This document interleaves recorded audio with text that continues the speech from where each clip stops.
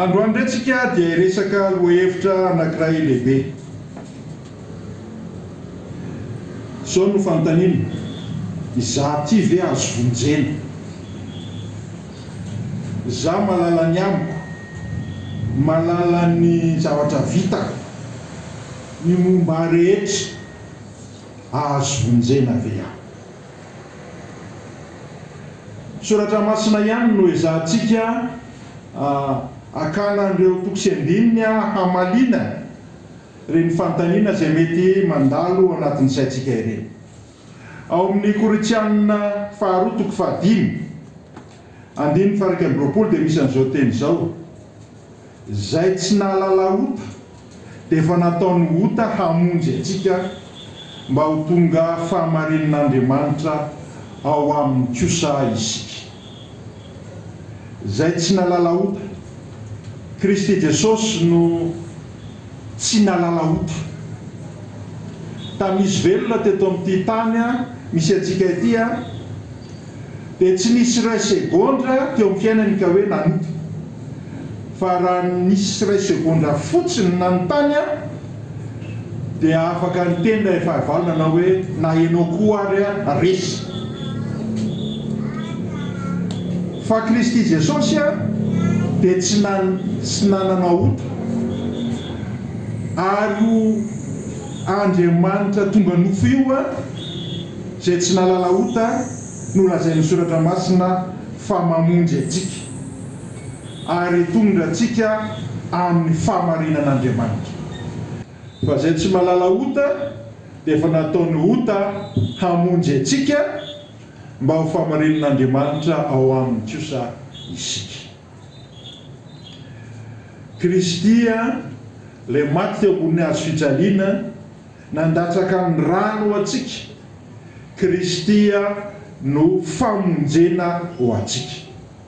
Tsy misy ety ambanin'ny masoandro afaka mamonjy antsika afa-tsy ilay Andriamanitra tonga nofo izay maty teo ambony hazo fijaliana noho ny fahotany izao tontolo izao. Ao amin'ny Romana 5:5 andiny 9 dia misy an'izao teny izao: fa Andriamanitra mampiseho ny fitiavany antsika fa fony mbola mpanota isika dia maty hamonjy antsika Kristy. Izany hoe tsy nandrasa an'Andriamanitra ho tena tsara isika, manao ny mety isika, fa mbola mpanota isika tao anatin'ny ota isika dia efa nanina hono? Dia efa maty Kristy hamonjy antsika. Efa nalefa ny meloa ny fitiavana mba hanavotana antsika ilay Andriamanitra fitiavana. Ao amin'ny Romana 3:7 andiny 7:20 dia misy an'izao teny izao: fa samy efa nanota izy rehetra ka tsy manana voninahitra avy amin'Andriamanitra. Tsy misy olombelona zany azo tenenina hoe za tsy mila ny rahan'i Kristy, fa za dia tena mety ny ataoko, za tena mendrika mihitsy. Fa ny izy rehetra hono dia naninona? Efa samy nanota avokoa. Isika rehetra dia samy efa nanota avokoa. Teny toy dia izao: nefa hamarin'ny maimaim-pona amin'inona hony? Amin'ny fahasoavany noho ny fanavotana izay efa ao amin'ny Kristy Jesosy. Na iza n'iza zany ka manantona an'i Kristy dia hozy izy Kristy hoe ianao dia hamariniko maimaim-pona amin'ny fahasoavana. Inona dika zany hoe fahasoavana zany? Zavatra tsy manino zany? Somena nefa tsy mendrika anao. Izay no atao hoe fahasoavana. Nandray fahasoavana, tsy mendrika azy mpanota, kanefany dia mena an'izao famonjena zao no ny rahasoan'i Kristy Jesosy. Fa fahasoavana no manamonjena anareo amin'ny finoana, tsy avy aminareo zany, fa fanomezana avy aiza hony? Avy amin'Andriamanitra. Io fahasoavana io zany Andriamanitra manolotra azy fa mila raisiny io. Amin'ny alalan'inona no andraisana an'izany fahasoavana zany? Amin'ny alalan'ny finoana. Na dia efa misy ary zany ilay fahasoavana omen'ny tompo raha tsy mandray zany fahasoavana zany ianao dia ahoana? Tsisy dika fa manaona ihany ianao, very ihany ianao raha tsy mandray an'izany fahasoavana izay atolotra zany. Ary amin'ny alalan'inona no andraisana ny fahasoavana?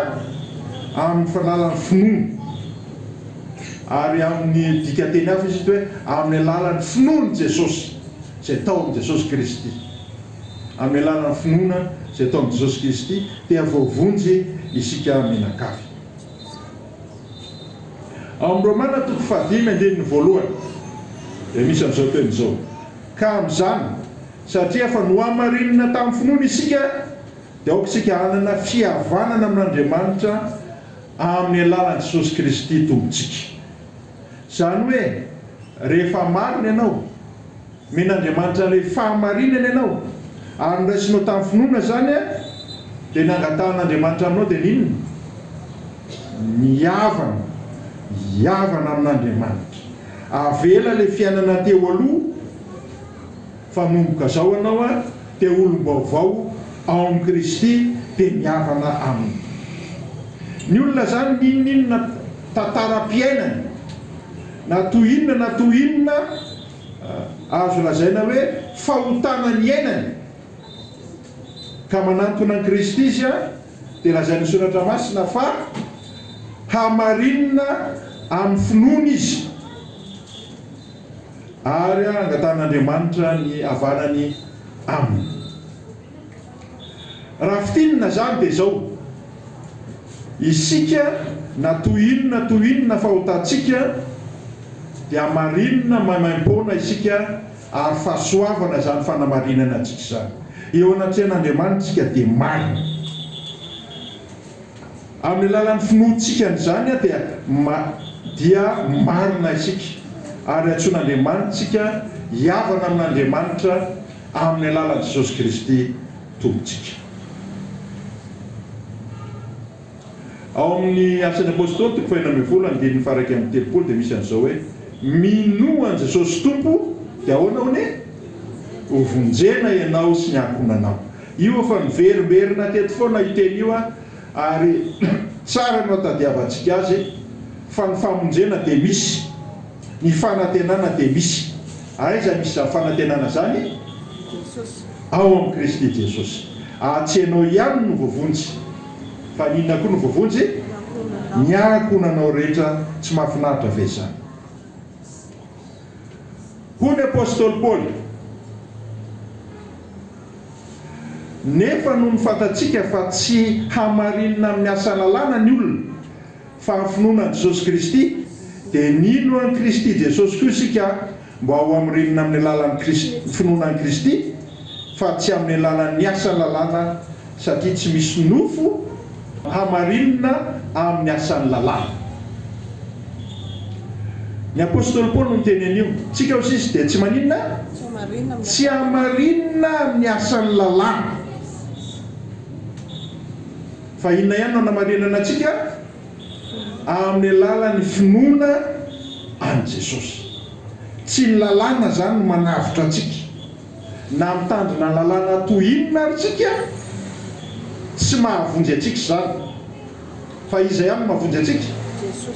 Jesosy Kristy ihany izay fanomezana fahasoavana maimaim-poana izay omeny. Io fahasoavana io dia tsy ampiana zavatra hafa fa fahasoavana feno 100% no entina hanavotana antsika. Ozy izy amin'ny Romana 2:13 fa tsy ny mpandreny lalàna no marina eo anatrehan'Andriamanitra fa ny fankatoavana ny lalàna no ho hamarinina. Ny Apôstôly Paoly ihany no miteny an'io teny io. Ary raha jerena mivatana toy izao ilay izy toy izy ianao ohatra amin'ny mifandiso anie izany teny zany mifanohatra anie izany teny zany. Ianao ary amin'ny teny hafa ary amin'ny teny hoe tsy misy aninona hono? Tsy misy hamarinina amin'ny asan'ny lalàna zany.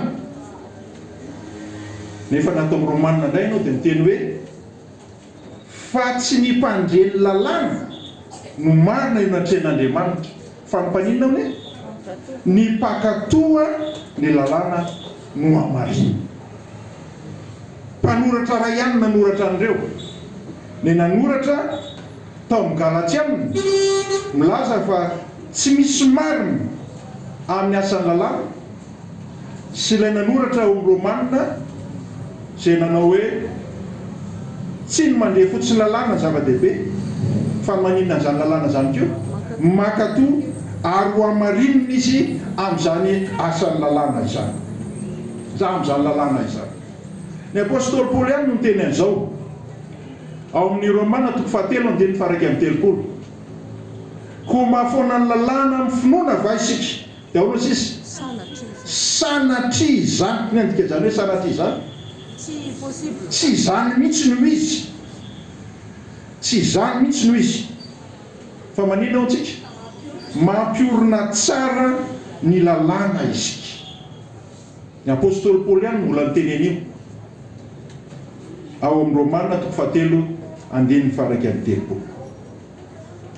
Amin'ny Korinthianina voalohany 7:7 dia zao ny mbola lazain'ny apôstôly Paoly: tsy mitsinona ny famorana ary tsy mitsinona ny tsy famorana, fa ninona hono? Fa ny mitandrina ny didin'Andriamanitra no izy. Apôstôly Paoly no miteny an'io: tsy mitsinona ny famorana, tsy mitsinona ny tsy famorana, fa ny mitandrina ny didin'Andriamanitra no izy. Avahan'ny apôstôly Paoly zany ny atao hoe famorana, ireo fombafomba rehetrarehetra zay na dia voalaza amin'ny soratra masina aza, sy ninona hony? Sy ny didin'Andriamanitra. Misy ireo fomba, ireo famorana, ireo fombafomban-javatra, ireo fetifety maro samihafa, ary misy kosa atsakilany natao hoe didin'Andriamanitra. Dia mivadika ny apôstôly Jakoba isika. Dia zao nolazain'ny Jakoba 2:2. Fa na iza mitandrina ny lalàna rehetra kanefa manao naony diso amin'ny ray loha, dia manao naony meloka amin'izy rehetra. Dia toy izan'ilay teny, ino ty resahany fa hoe lalàna rehetra ty toy izy, fa ilay manao hoe aza mijangajanga no manao koa hoe inona? Aiza mamono olona. Fa raha tahiny tsy mijangajanga ianao kanefa mamono olona ihany, dia maninona ianao? Mpandika lalàna ianao. Inona moa ny soa azo rahalahy raha misy milaza fa manam-pinoana izy kanefa tsy maninona? Tsy manana asa. Ny finoana va mahavonjy asa? Ny finoana raha tsy misy asa dia maninona hony? Dia maty. Ny finoana raha tsy misy asa dia maty. Izaho koa aneo aminao ny finoko amin'inona hony? Amin'ny asa. Isika dia vonjena amin'ny finoana. Tsy misy fanampiny eo, tsy misy azo atao ninina. Fa ny olona manam-pinoana kosa tsy mandeha mamaky banky. Sa misy manao hoe za vonjeny Kristy ary azoko maimaim-poana ny zavatra rehetra ka dia mahazo mamaky banky amin'nomboka zao. Fa efa foana ny didin'Andriamanitra hoe aiza maninona? Aiza mangalatra.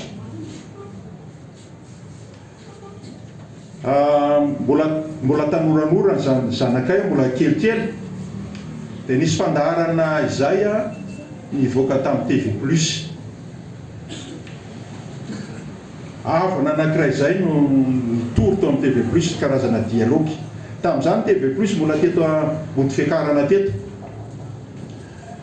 Dia nanazava izy tao anatin'ilay televiziona hoe efa foana ny lalàna, tsy mila an'izany lalàna izany intsony. Dia nanamafy be dia be mihitsy ny zavatra noresahana. Dia efa avao anatin'io tele io izy dia mivoaka. Rehefa mivoaka avao izy nisy nangalatra n'inona moa izay ny radioany tao anatin'ny taony tao anatin'ny automobilina nanompa sisa tsy nataony dia afaka niteny le olona tao hoe ka tsy misy tsony anie zao ny lalàna zavatra vonjena amin'ny finoana teo tsika menakary afaka mangalatra zany tsy izay no tiano resahana amin'ny hoe olona manana finoana dia afaka manao ninona na dia tsy sitrapon'Andriamanitra azy zany fa ny olona manana finoana dia ny asa ataony dia fanehoana ny finoana ny asa ataony dia fanehoana ny finoana raha mino manana Kristy eo amin'ny fiainako tsy jangajanga zany mihitsy marina sasa tsy marina fa matoa mijangajanga dia maninona zay mandainga fa manana pinoana ny Kristy tsy manam-pinoana ny Kristy zany raha mandainga tsy manam-pinoana ny Kristy zany raha tsy manaja ny ray aman-dreniko inona daholo zany resahako rehetrarehetra zany didin'Andriamanitra daholo zany ary fiangonana rehetra kristianina na ny silamo na ny bodista dia samy manaiky zany ary samy manisy zany ao anatin'ny bokiny fa mbola tsy nahita bodista miteny hoe ny olona atao amin'ny bodista dia mahazo mangalatra mahazo tsy manaja ray aman-dreny mahazo mamono olona tsisy zany fa ny lalàn'Andriamanitra zany io nosoratana io dia ho an'ny olona rehetra io inona ary zany ny didin'Andriamanitra lazaina ao amin'ny testamenta vaovao rehefa miteny io didin'Andriamanitra io dia indraindray tsika misy hoe didin'Andriamanitra dia efa lasa didin'i Kristy ka efa afaky dia ampy tamin'ny fahatanoranay mbola tena tanora be mihitsy zay tamin'izany dia nisy secte anankiray atao hoe sadiko izy amoro namana izay no anarana toy izy hoe tsika izy dia fitiavana dia fanambaty tao izy menakavy ary nanao fanaony zao tontolo zao tao izy amin'le fita afankatiavana tsy izay no tiano resahana amin'ny soratra masina ndeo antanitsika ny apôstôly Paoly efa miresaka ny apôstôly Paoly toy izy hoe tsinotsinona izy ny famorana tsinotsinona ny tsy famorana fa ny mitandrina ny didin'Andriamanitra no izy eto zany tsisy resaka famorana sy tsy famorana raha tahiny tsy mijangajanga ianao kanefa mamono olona ihany dia mpandika lalàna ianao rehefa miresaka zany an'ity didin'Andriamanitra ty ao anatin'ny testamenta vaovao dia manome référence inona le référence ny didy folon'Andriamanitra ny référence satria io no resahan'ny testamenta vaovao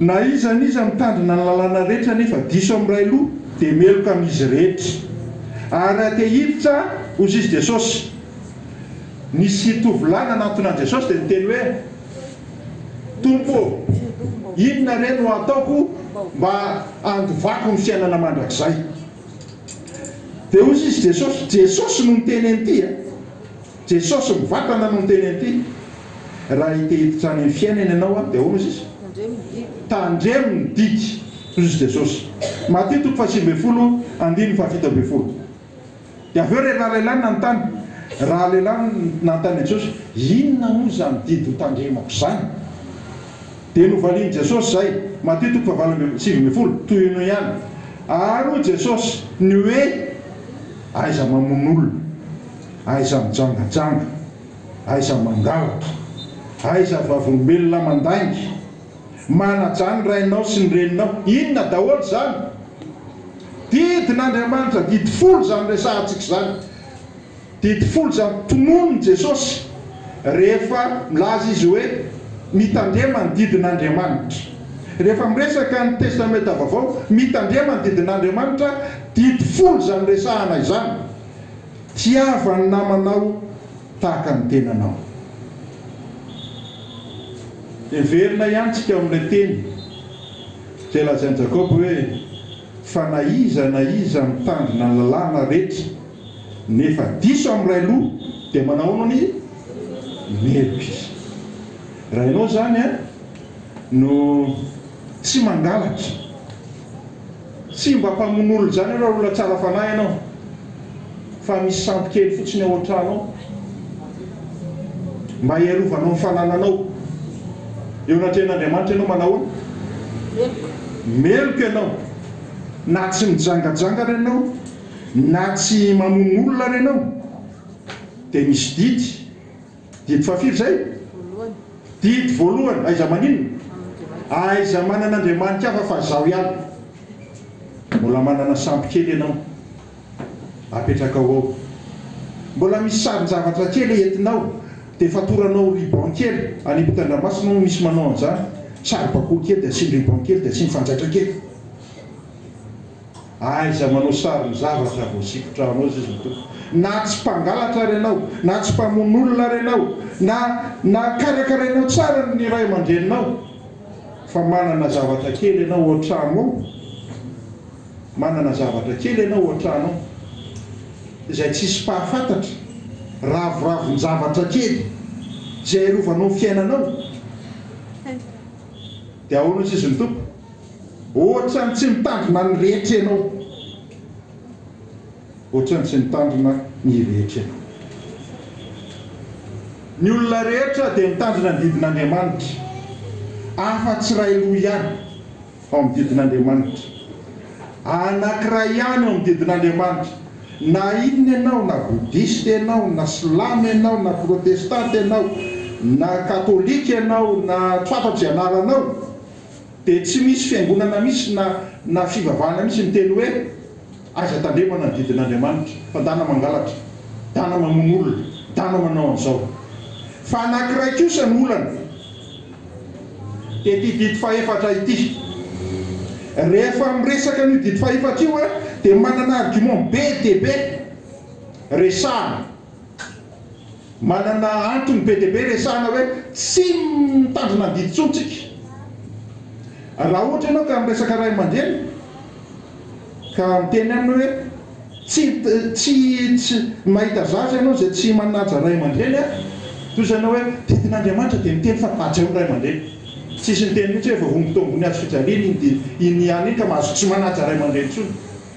Fa rehefa tia resaka sabaty ity no resahana dia alaina atao zao tokony andinin'izao namarinana fa afaka ianao tsy manaja ny sabata intsony. Hoy ny didy fahefatra, mahatsiarovany amin'ny sabata na masina azy, enemana no iasanao sy anaovanao ny raharanao rehetra, fa sabata ny Jehovah Andriamanitra ao ny andro fahafito, ho aiza manao raharaha akory ianao amin'izany. Fa sabata ny Jehovah Andriamanitra ao ny andro fahafito, ho aiza manao raharaha akory ianao amin'izany. Fa enemana no anaovan'i Jehovah ny lanitra sy ny tany sy ny ranomasina mba n'izay rehetra ho aminy, dia nitsahatra izy tamin'ny andro fahafito mba nitahian'i Jehovah ny andro sabata sy nanamasinany azy. Ao anatin'ny didy folo izay teny izay, ao anatin'ny didy folo izay teny izay, sabata ny Jehovah ny ilazan'ny soratra masina azy. Izy tsy milaza hoe sabata ny jiosy, ho hitantsika rehefa avy eo avaiza io teny hoe sabata ny jiosy io, ho hitantsika izay rehefa avy eo. Fa ato anatin'ny soratra masina aloha dia milaza fa sabata n'izy ao ny sabata ny Jehovah ty andro ity. Mateo 7:1-20 ka hatramin'ny 2:20. Hoy izy ny tompo hoe tsy izay rehetra manao amiko hoe tompoko no maninona ao no hiditra amin'ny fanjakan'ny lanitra, fa izay manao ninona ao ny sitrapon'ny raiko izay any an-danitra. Fa maro nanao amiko amin'izany andro izany hoe, izany hoe forovia izany andro izany, amin'ilay fotoana izay tsarana ny velona sy ny maty, amin'ilay fihavian'i Jesosy, dia maro izy nanao amiko amin'izany fotoana izany hoe tompoko, tsy efa naminany tamin'ny anaranao va izahay? Reto olona reto izany dia efa naminany izy, atamin'inona naminan'iny? Tamin'ny anaran'i Jesosy. Tsy efa namoaka demony tamin'ny anaranao va izahay? entrany zany a olona mamoaka démonie zany a olona mivavaka mafy be ary mandritra ny alina izy mivavaka foana voaka ny démonie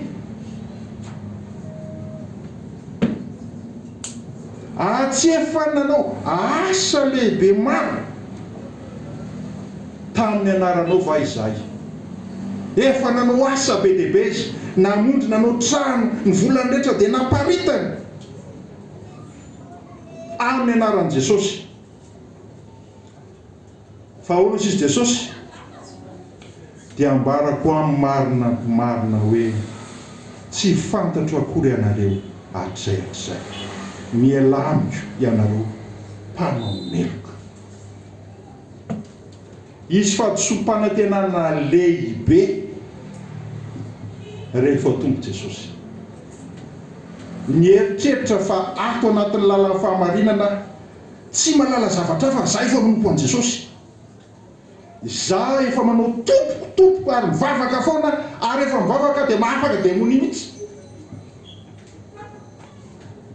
fa hono tompo hoe ambarako amin'ny marina tokoa fa tsy fantatra akory ianareo hatrizay mialamiko ianareo mpanao meloka da ohatra jerentsika ilay resakintsika momba ny sabata teo ao anatin'ny soratra masina amin'ny testamenta vaovao na amin'ny testamenta taloha inona zany sabata izany amin'ny Deutéronomie toko fa 5:7-7 Deutéronomie toko fa 5:7-7 dia zao no lazainy fa sabata ny Jehovah Andriamanitra ao ny andro fahafito eo zany izy miteny hoe zay tianao novana an'le sabata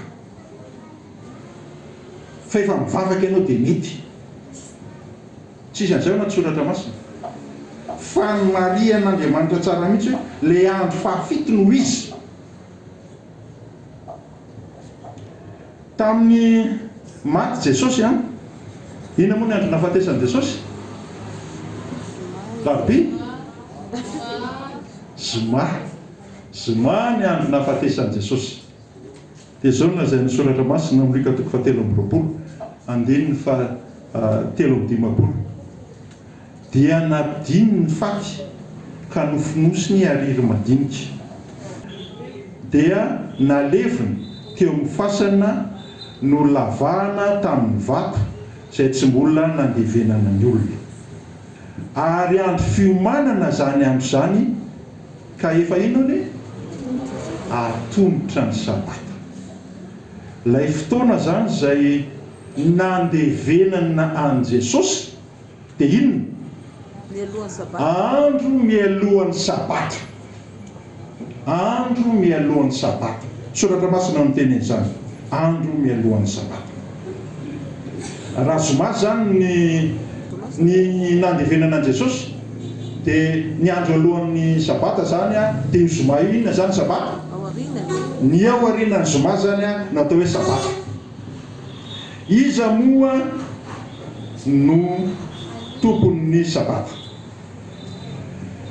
fa sabata ny Jehovah Andriamanitra ao ny andro fahafito ka iza manao raharaha akory ianao amin'izany aniza moa ny sabata an' Jehovah Andriamanitra ny sabata tsy manana zo ianao amin'io anitsika azy hoe tsy mety amiko loatra tompo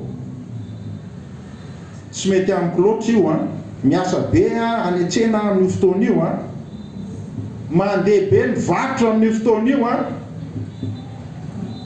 mba amin'ity mba tsy amin'io fa sabata n'izy izy io sabata ny Jehovah Andriamanitra ao io avy ay sary a ny fitandremana ny alahady raha toa ka Jehovah miteny fa tokony ho sabata no tandremana nahoana ny ankabeazan'ny kristianina no mitandrina ny alahady tao amin'ny Wikimedia zany a no nakana an'ireto texte ireto a zany hoe la efa mitady ianao zany ao anatin'ny internet dimanche dia avoakany aminao ty zavatra ty ozy izy la nécessité de se différencier du judaïsme a contribué de façon substantielle à l'adoption de l'observation du dimanche à la place du sabbat. Ny fitiavanao izy hiavaka amin'ny jiosy no natonga ny kristianina hamadika ny sabotsy ho alahady. Ny fitiavana ny tsy te ho hita hoe jiosy izahay tamin'izany fotoana izany dia nanao izy hoe aleo alahady sika. Dia ny antony fa manina no alahady satria Jesosy Kristy tompontsika nitsangana tamin'ny alahady, ka noho izany tsika mila miavaka amin'ny jiosy ndao tsika hivadika hanao alahady sika no hivavaka. Augustin Hippone dia nilaza tamin'ny taonjato fahadimy, zany hoe fahery zany fa azo atao no manolo ny sabata ao amin'ny dity folo ary tsy voatery hanaraka an'izany arabaky teny isika, tsy voatery hanaraka an'izany arabaky teny isika. Misy texte be dia be fa tsy vakitsika. Zao no misy hitan-kelany dia averiko amintsika. Ozy izy hoe tamin'ny voalohany ny kristianina dia nivavaka lahady izy lahady hariva no nivavahana, ary amin'ny fotoana io dia mandray ny fanasan'ny tompo izy miara amin'ny sakafo izy amin'ny lahady hariva io. Zany zavatra amin'izay tamin'izany fiandohana izany, fa taty aoriana zany dia lasa natao hoe atao fivavahana ilay tsy mba hiavahana. Tamin'ny 150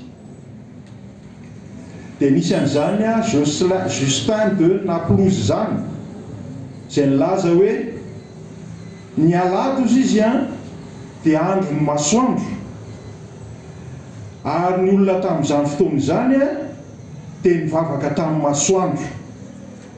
Betsaka ny olona mivavaka tamin'ny masoandro, ka mba hahafahan'ny kristianina sy ny vavaka amin'ny masoandro tafaray dia aleo andro ray miarahana mivavaka. Dia navadika zany io andro io ho Sunday, ina dikan'izany andro ny masoandro. Ary misy teny maro any Europa izay milaza io andro io, na ny teny allemand, na ny teny suédois, na ny teny maro dia milaza daholo fa andro ny masoandro io andro io. Tamin'ny teny jolay raika amin'ny telopolo sy telonjato dia namoaka décret ny empereur Constantin voalohany fa manomboka izao dia lalàna misy eto amin'ny fanjakana romanina ny fivavahana amin'ny andro alahady, ary tsy misy afaka mivavaka ivelan'ny andro alahady. Tamin'ny taonjato fahafito fahaenina 6e siècle dia ireo père de l'église na nilazana an'izany, ireo ilay tsy apôstôly zany fa le olona manana mizy azy taty aoriana tao amin'ny fiangonana katolika dia nilaza fa efa mivadika ho alahady zao ny didy rehetra momban'ny sabata. Dia nandeha tsikelikely izany. Dia izao koa no nolazainy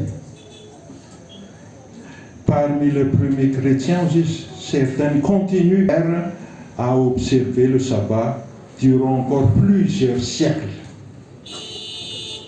Ireo kristianina voalohany zany dia nanino izy nanohy foana izy nandritra ny taonjato maro ninona ny fitandremana ny sabata. Tandis que d'autres, une majorité, sous l'impulsion de l'Église catholique romaine et de l'intérêt de se distinguer du judaïsme, célèbrent le dimanche. Tsy zany namorona zany amin'ny Wikimedia no ahitantsika an'izany.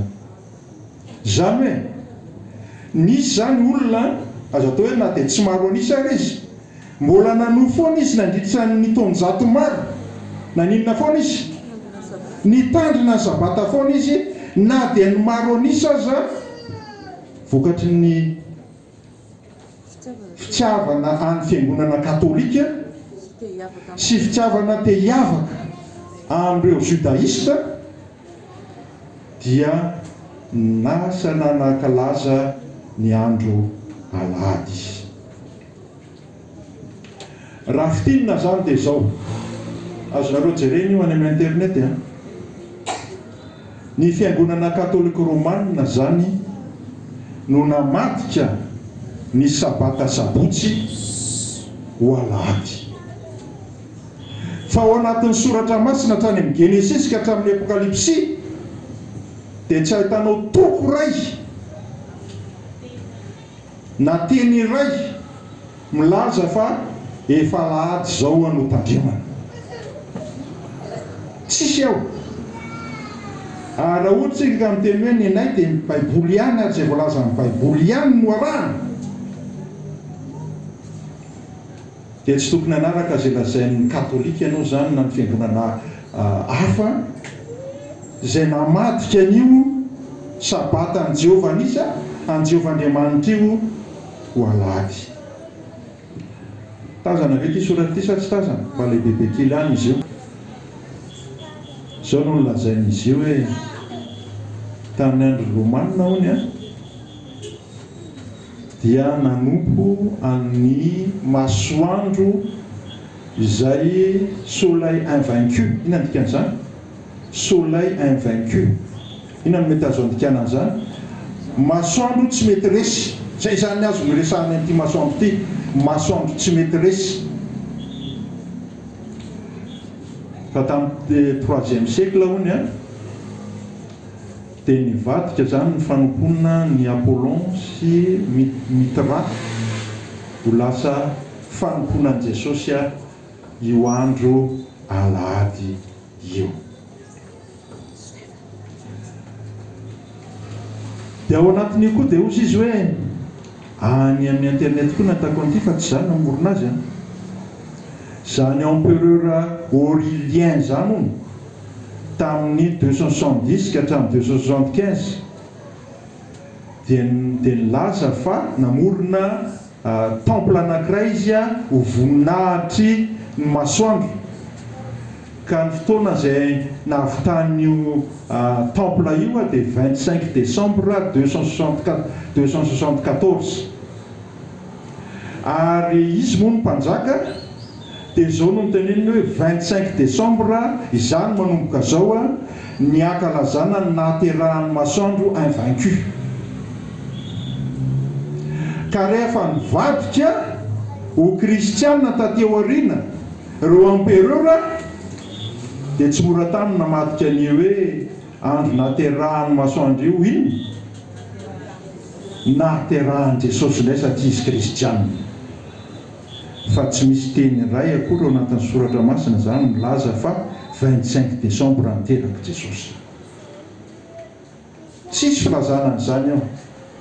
Fa taty aoriana zany reo empereur tao anatin'izany Constantin vadika ho kristianina dia nalainy ilay fetiny isaky ny 25 décembre izay nataony ho an'ny masoandro navadiny fotsiny ho ino? Navadiny fotsiny ho nahaterahany Jesosy. Ary hatramin'izao tsika dia mbola mankalaza an'izany. Zao lazain'ny Luka 4:1-4. Dia tonga tao Nazareta izay nahabe azy izy, ary araky ny fanaony dia niditra tao amin'ny sinagoga tamin'ny andro sabata izy ka nitsangana hamaky teny. Fanonisa hono no makao amin'ny sinagoga rehefa sabata? Fanaon Jesosy hono no makao amin'ny sinagoga rehefa sabata. Makao amin'ny sinagoga Jesosy rehefa sabata. Sinagoga zany dia fiangonana, toerana misy toeram-pivavahana. Ny apôstôly Paoly dia neditra tao araky ny fanaony tao amin'ny sinagoga, ary sabata telo no ny adiny hevitra avy amin'ny soratra masina tamin'ny olona tao. Paoly koa zany dia nandeha manana fanao makany ampiangonana rehefa sabata ny andro, ary tamin'ity fotoana ity izay nandalova amin'ity tanàna ity dia sabata telo izy niady hevitra foana tao amin'ny soratra masina tao amin'izany sinagoga izany. Ny Isaia 9:4 dia milaza hoe ary isaky ny voalombolana sisa sabata dia ho avy ny nofo rehetra iakohako eo amiko eo anatrehako ho Jehova. Faminaniana nataon'i Isaia ty amin'ny lanitra vaovao sy tany vaovao. Toy izy Isaia hoe any amin'ny lanitra vaovao sy ny tany vaovao ny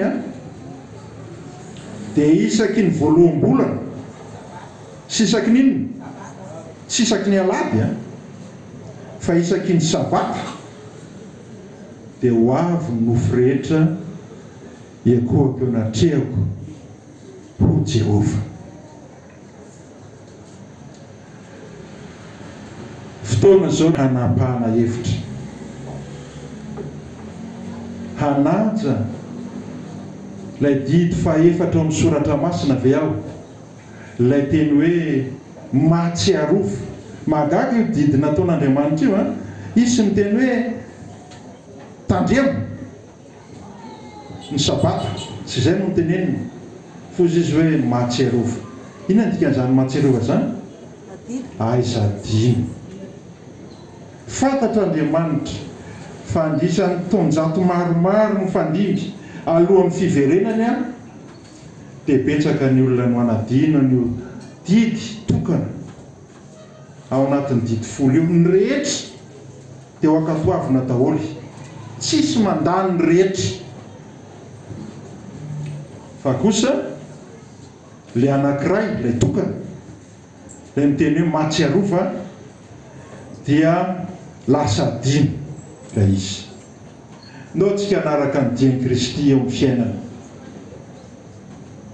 tsy hanaraka ny fomba na fanao izay nilovaina avy amin'ireo fanjakana romanina, ireo ampiorora romanina izay nitondra teto amin'ity zao tontolo izao ity tany amin'ny fiandohan'ny siècle tany. Ndao tsika tsy hanao an'izany. Ndao tsika hifototra amin'ny voalazan'ny soratra masina, ary soratra masina ihany. Inona voalazan'ny soratra masina? Dia ndao ho arahantsika. Inona nataon'i Jesosy teo amin'ny fiainany? Ndao ho arahantsika izany.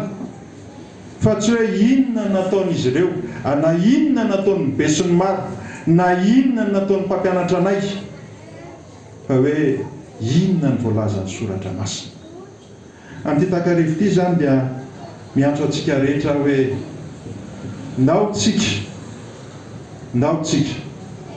hiverina amin'ny fototra dia ny soratra masina izany. Tsy hanao afa-tsy ny voalazan'ny soratra masina, izay hita ao anaty soratra masina ihany no arahana. Isika rehetra dia hamarinina amin'ny finoana. Isika rehetra dia hamarinina amin'ny finoana. Azo manaim-pony izany fanamarinana izany, fa ny olona manana finoana dia miseho amin'ny asany izany, miseho amin'ny fiainany izany. Raha olona manana finoana izy tsy mijangajanga, olona manana finoana izy tsy mangalatra manaja raisy reny. Raha olona manana finoana izy dia mitandrina izay lazain'ny soratra masina, dia mitandrina ny sabata. Izy ireny mba maniry amin'ity androany ity hanangana ny tanany hoe izaho manomboka zao Jesosy eo, dia hanaraka izay voalaza ny teninao ihany aho. Teninao ihany, tsy lova vaiza, tsy lova vaiza, tsy fampianarana vaiza, tsy fampianarana vaiza, fa ny any teninao ihany, ny teninao ihany ny ano araha. Amen. Azo tsika dinina ny tanantsika. Zava-dehibe zay fanapa-kevitra zay a. Tsy mora zay fanapa-kevitra izay. Tsy mora izay. Misy fiantraikany be dia be eo amin'ny fiainana zay fanapa-kevitra izay. Hoe za manomboka izao ny soratra masina ihany. Ka raha efa voalaza anaty soratra masina dia mondrika. Fa raha vao tsy ao anaty soratra masina, azo fataony miala amin'izany. Dia manitra ny hanambetsika menakavy hanana courage eo amin'ny fiainana ka manao hoe za tejeo. Ny mpanavao fivavahana, ny anao hoe mpanavao fivavahana, ny mpanavao fivavahana zany dia zao no ataony. Misy zavatra inon'ny rehetra eo. Tamin'ny andron'ny Lutera dia zao ny inon'ny rehetra fa ny indulgence no azohona famondrena ka rehefa mandovola dia azo famonjena. Fa nitsangana izy ny teny hoe tsy izany no izy, tsy izany ny voalaza ny soratra masina, fa ny finoana, ny fahasoavana no amonjena. Dia mety nanaraka tamin'ny ainy mihitsy zany. Fa noezahana, novonoana izy, namoahana lalàna tahaka n'inona natao taminy, fa nijoro izy, nijoro satria nahita fahamarinana tao anatin'ny soratra masina. Ny faniriana, n'inona ilay tsika tanora, dia mba hijoro amin'ny fahamarinana isika.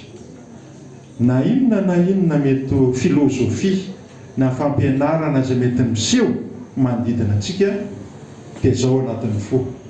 Miano anaty soratra masina ihany, miano rako, miano ao ihany. Rehefa tsy ao tsy miditra amin'izany. Ho tanteraka amintsika menakavy eny izany fanapa-kevitra izany. Amen.